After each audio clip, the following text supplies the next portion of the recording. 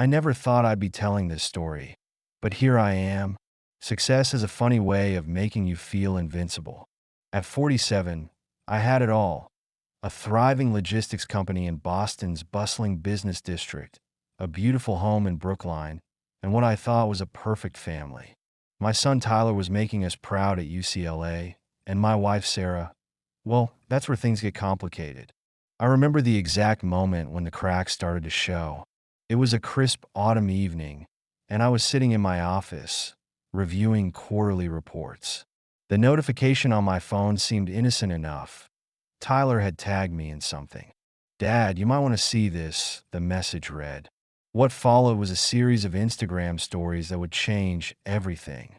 There was Sarah, my wife of 20 years, dancing at the Magic Mike show in Vegas. The timestamp showed 11:42 p.m., just hours after she declined my carefully planned birthday dinner at L'Espalier.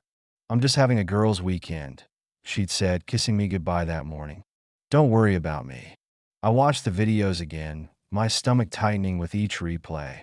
Sarah, dressed in a tight black dress that I'd never seen before, screaming with excitement as muscled performers gyrated on stage. Her friend Jessica, always the instigator, pushing dollar bills into Sarah's hand, encouraging her to participate. The worst part wasn't the show itself, it was the hashtags. Hashtag live your best life, hashtag no regrets, hashtag freedom at 42. 20 years of marriage reduced to social media cliches. I closed my laptop and poured myself 2 fingers of Macallan 18. The amber liquid didn't provide any answers, but it helped dull the sting. Tyler called me that night. "I'm sorry, Dad," he said, his voice tight with embarrassment. "My roommate's girlfriend follows Mom on Instagram. That's how these things spread now, isn't it?" I replied, trying to keep my voice steady. "Everything's content." The next few days were a blur of forced normalcy. Sarah returned from Vegas, tanned and seemingly energized. She barely mentioned the trip, aside from a casual, "The girls really know how to celebrate." I noticed other changes too, subtle at first, then increasingly obvious. Her phone was never more than an arm's reach away. She'd installed a ring light in her home office for better content lighting. Our quiet Sunday brunches were interrupted by constant photo taking of her avocado toast. "It's for my followers," she'd explain, adjusting the placement of her mimosa for the perfect shot. "They expect regular updates." I didn't even know she had followers. The Sarah I married was a part-time yoga instructor who loved quiet evenings and gardening. This new Sarah was obsessed with likes and shares, constantly checking her phone for notifications. Then came the wellness retreat invitation.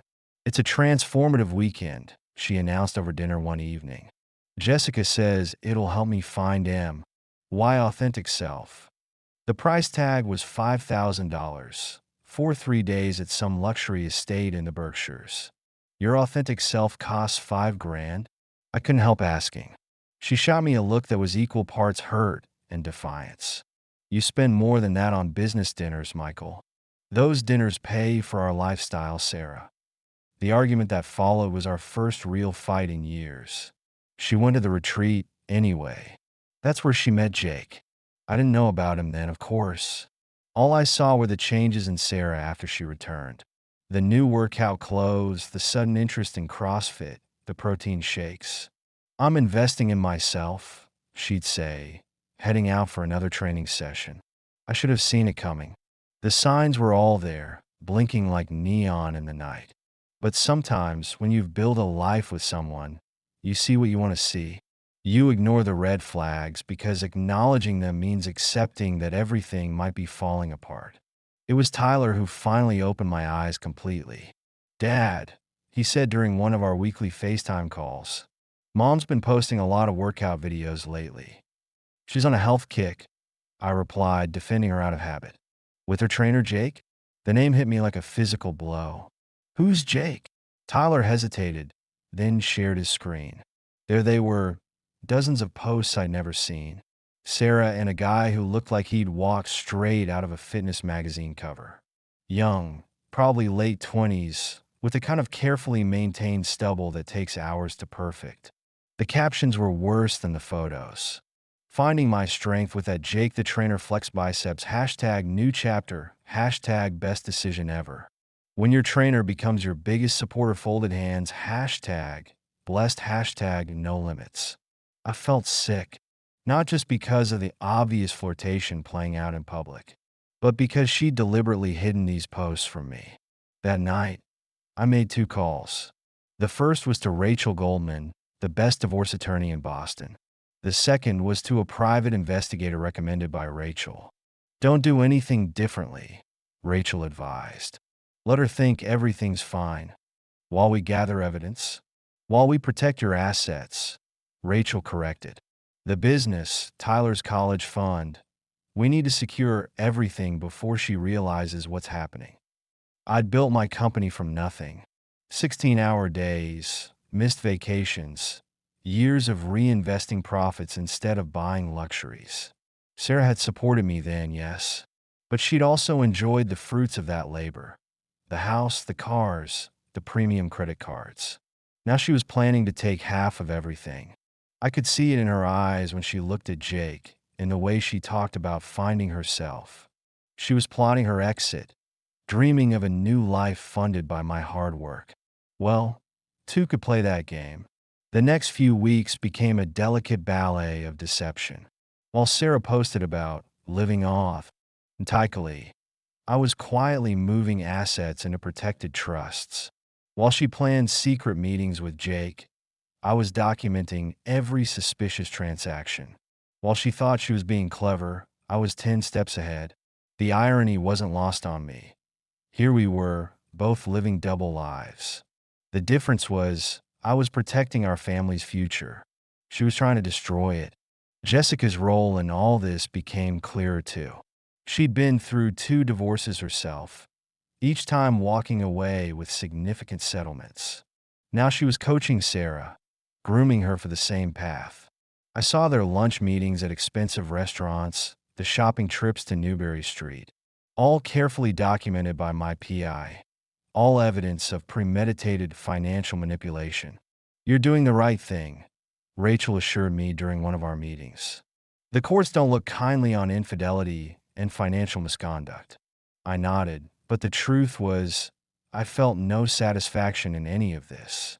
Every discovery, every piece of evidence, was another nail in the coffin of my marriage. 20 years of memories, reduced to exhibits A through Z. Tyler was struggling too. My friends keep sending me mom's posts, he told me one evening. It's embarrassing, Dad. I know, son. She's acting like a teenager. We'll get through this, I promised. But some days I wasn't so sure.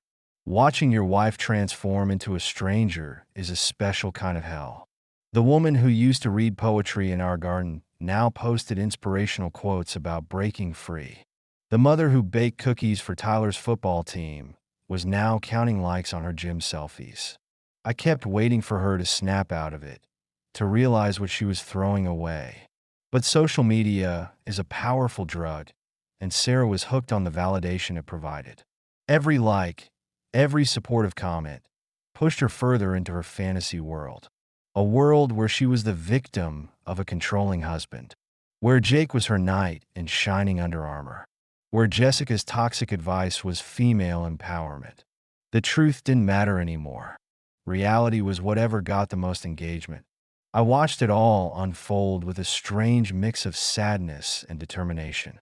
The woman I loved was gone, replaced by someone I barely recognized. But I'd be damned if I'd let her destroy everything we'd built. So I played my part, the unsuspecting husband. I smiled at her stories about networking events that were really dates with Jake.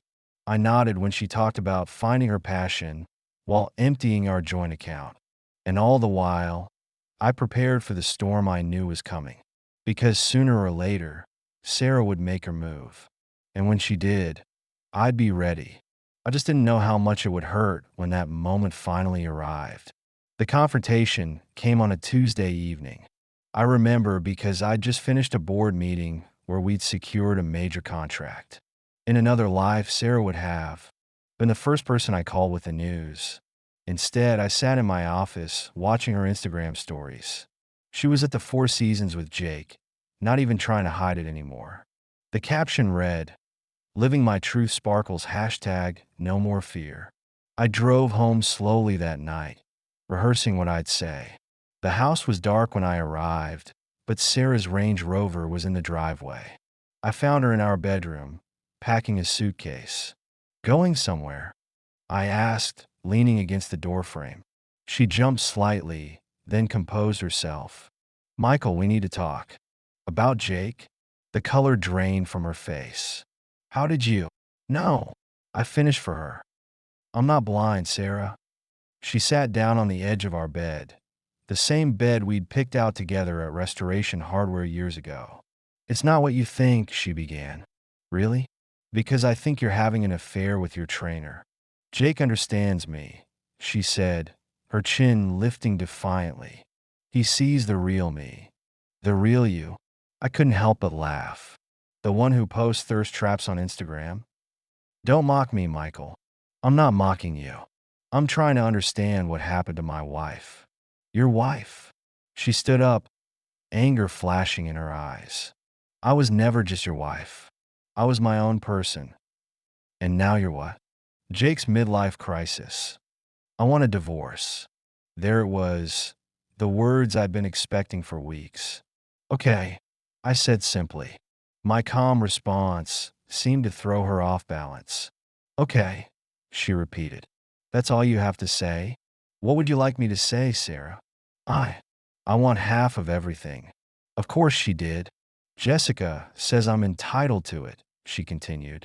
"The business, the house, the investments." "Jessica," I said flatly.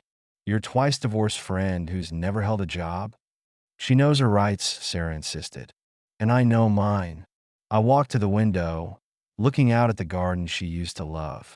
It was overgrown now, neglected like our marriage. "Does Jake know?" I asked. "Know what?" "That you're planning to set him up with my money?" She flinched as if I'd slapped her. "It's not like that." "No." "Then tell me, Sarah. What's it like?" "I deserve to be happy. And happiness costs exactly half of what I've built." "We build it together," she shot back. "Really? When's the last time you came to a business dinner?" "That's not fair." "No, what's not fair is watching my wife throw away 20 years for Instagram likes." She grabbed her phone instinctively, like a security blanket. "You never supported my growth." "Growth?" I turned to face her. "Is that what you call this?" I pulled out my own phone, opening the folder of evidence I collected. "Let's talk about growth, Sarah." I showed her the credit card statements, the hotel receipts, the transfers to Jake's Venmo account, poorly disguised as training sessions. "How did you get these?" "I'm not as clueless as you think." Her hands were shaking now. "Are you spying on me?" "I'm protecting myself." "From what?" "From this exact moment," I said quietly. "When you try to take everything I've worked for." She sat down again, her bravado cracking. "I have rights," she whispered. "Yes, you do. And I have proof of adultery, financial misconduct, and emotional manipulation." "You can't prove." "I can prove everything, Sarah." I handed her a USB drive. "Every meeting with Jake. Every conversation with Jessica about divorcing me. Every dollar you've spent planning your exit." She stared at the drive like it was a snake. "That's invasion of privacy." "No, it's self-preservation." Outside, a car horn honked. "That's probably Jake," I said. "He's been parked around the corner for 20 minutes." Her eyes widened. "How long have you known?" "Long enough." She stood up, grabbing her suitcase. "This isn't over." "Actually, it is. My lawyer will contact yours tomorrow." "Your lawyer?" "Rachel Goldman. You might have heard of her." Now she looked truly scared. Rachel's reputation preceded her. She was known for protecting business owners from exactly this type of situation. "I'll fight you," Sarah threatened. "With what evidence?" "Your Instagram posts." She moved toward the door, then paused. "I did love you once." "No," I said softly. You loved what I could give you. That's not true, isn't it? Look at your Instagram bio. She didn't need to look. We both knew what it said. Living my best life with no limits, dizzy, hashtag boss babe, hashtag luxury lifestyle. All funded by the husband she was leaving. After she left, I poured myself a drink and called Tyler. She's gone, I said when he answered. To Jake's? Yeah. I'm sorry, Dad. Don't be. We knew this was coming. What now? Now we let the lawyers handle it. I spent that night in my study, looking at old photos. Sarah at Tyler's kindergarten graduation. Our trip to Hawaii for our 15th anniversary. Christmas mornings, summer barbecues, moments that used to mean something. When had it all changed?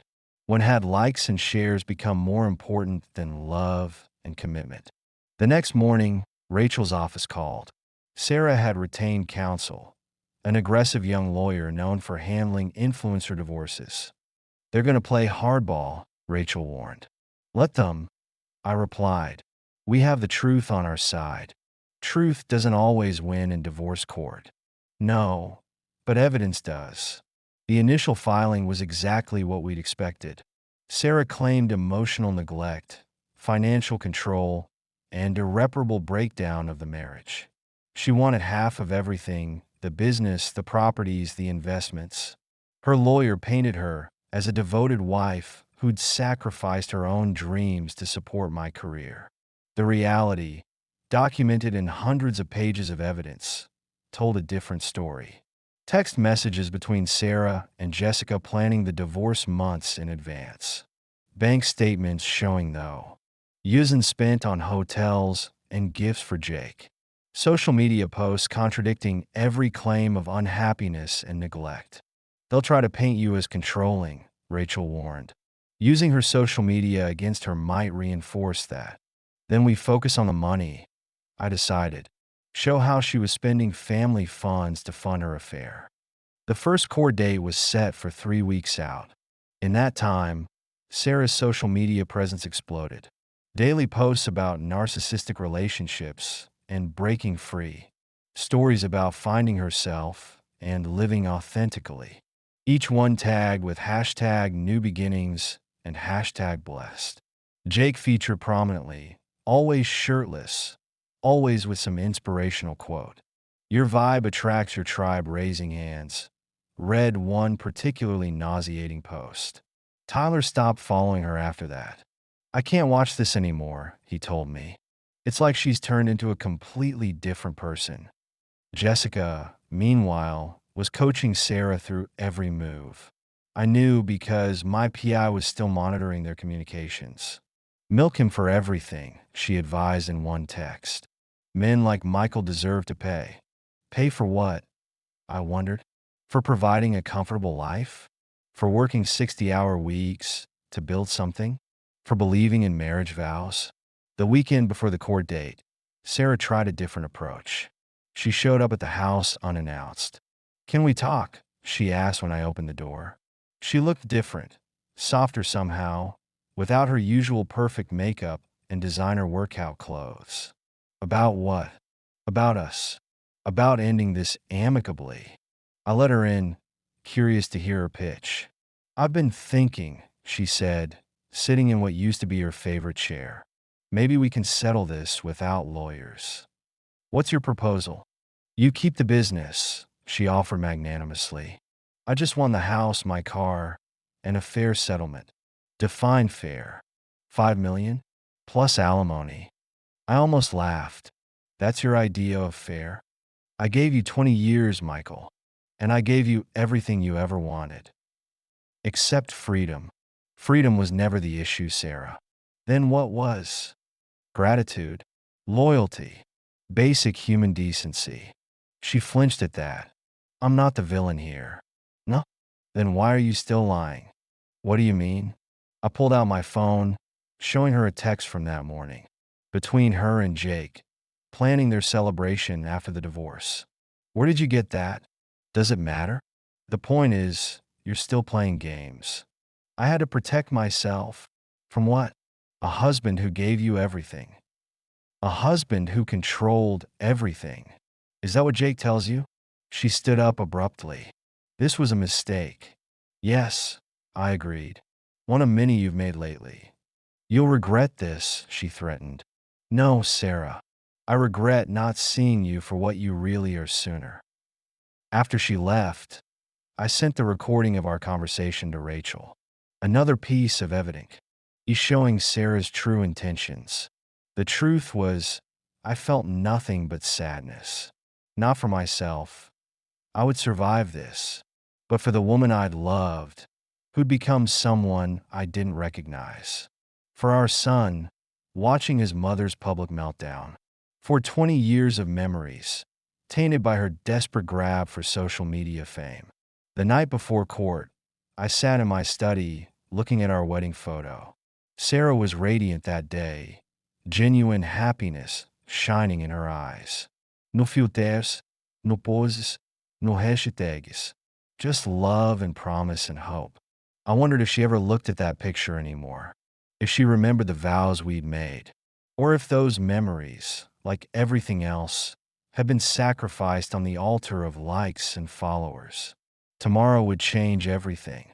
But tonight, I allowed myself one last moment of grief. For the death of my marriage. For the loss of the woman I'd loved. For the end of a chapter one never thought would end this way. The morning of the court hearing dawned cold and gray. Perfect weather for a funeral, I thought. In many ways, that's what this was. The death of a 20-year marriage. I arrived early, watching from my car as Sarah pulled up in a Range Rover. Jake was driving, because of course he was. He looked nervous, tugging at his tie. Probably his first time wearing one. Jessica arrived moments later, rushing to Sarah's side like a general preparing for battle. Rachel met me at the courthouse steps. Ready, she asked. As I'll ever be. Inside, Sarah's lawyer was already setting up, spreading documents across their table. He looked exactly like you'd expect. Young, hungry, with perfectly styled hair and an expensive suit. The kind of lawyer who advertised on Instagram. Sarah wouldn't meet my eyes as she sat down. She was wearing a conservative blue dress, her usual Instagram glamour toned down for the court. Smart move, but too late. The judge, a woman in her 60s with sharp eyes and a no-nonsense demeanor, entered the courtroom. Your Honor, Sarah's lawyer began, standing with practiced confidence. My client has been a devoted wife for 20 years. She supported Mr. Thompson through the building of his business, sacrificing her own career aspirations. Now, she simply wants her fair share of what they built together.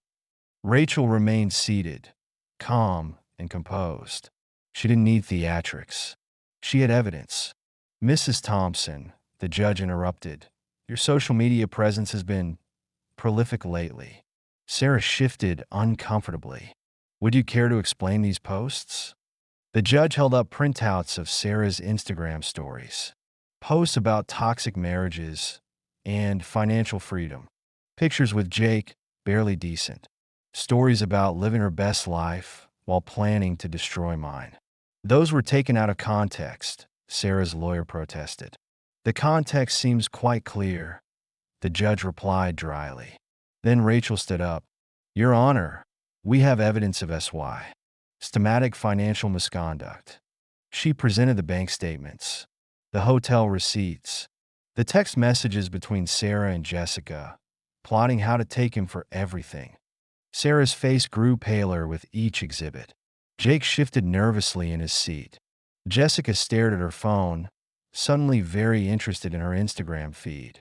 Furthermore, Rachel continued, Mrs. Thompson has been using marital assets to fund her relationship with Mr. Jake Peterson. Jake's head snapped up at the mention of his name. We have documentation of gifts, hotel stays, and cash transfers disguised as training sessions. Sarah's lawyer tried to object, but the evidence was overwhelming. Your Honor, he stammered, my client admits to some indiscretions, but Mr. Thompson's business success was built on her support. Was it? Rachel asked. She produced more documents. Years of business records showing Sarah's complete lack of involvement. Text messages of her mocking my work ethic to Jake. Social media posts bragging about spending my money while planning her exit. Mrs. Thompson, the judge said, "Did you really expect to conduct an affair on social media and face no consequences?" Sarah looked like she might cry. Real tears this time, not the kind she used in her Instagram stories. I just wanted to be free. I finished for her. Everyone turned to look at me. It was the first time I'd spoken. You wanted excitement, validation, followers. You wanted to be an influencer instead of a wife. Don't you dare judge me, Sarah snapped. You never supported my dreams. Dreams? I laughed softly. Your dream was to take half of everything I built and run off with a trainer half your age. The judge cleared her throat. I've seen enough. Her ruling was swift and decisive. Sarah's claims to my business were dismissed entirely.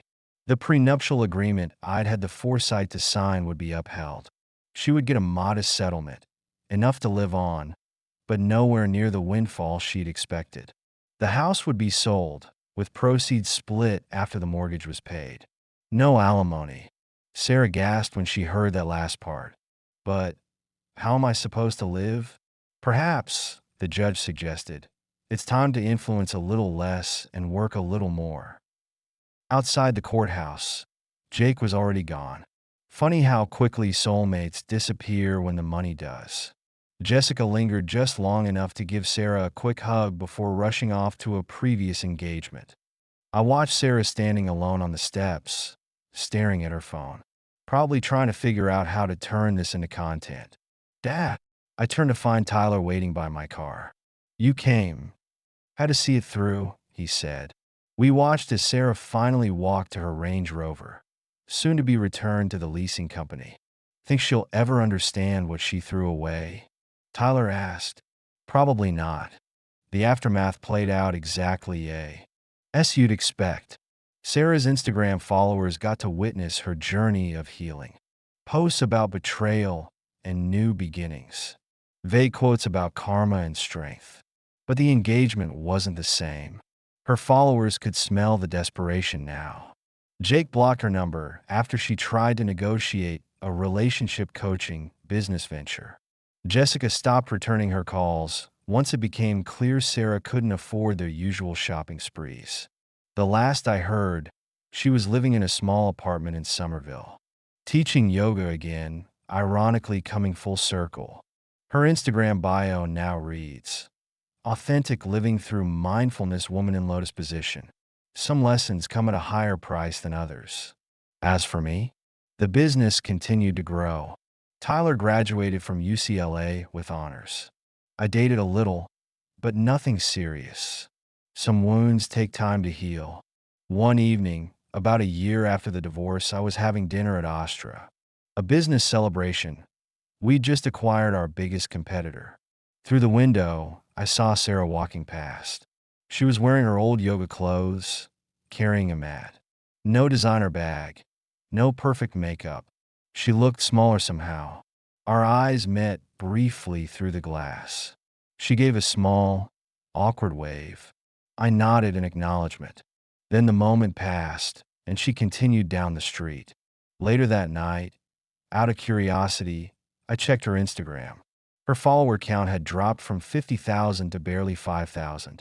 Her latest post was a sunrise photo with the caption, "Sometimes the biggest loss leads to the greatest growth."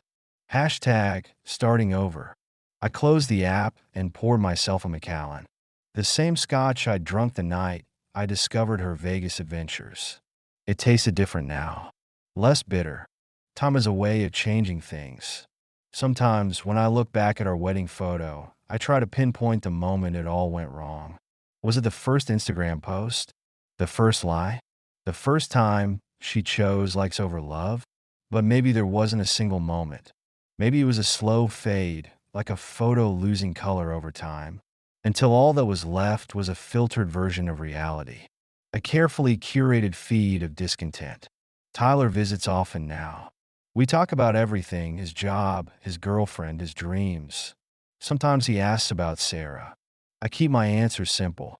She's his mother after all, but he understands more than he says.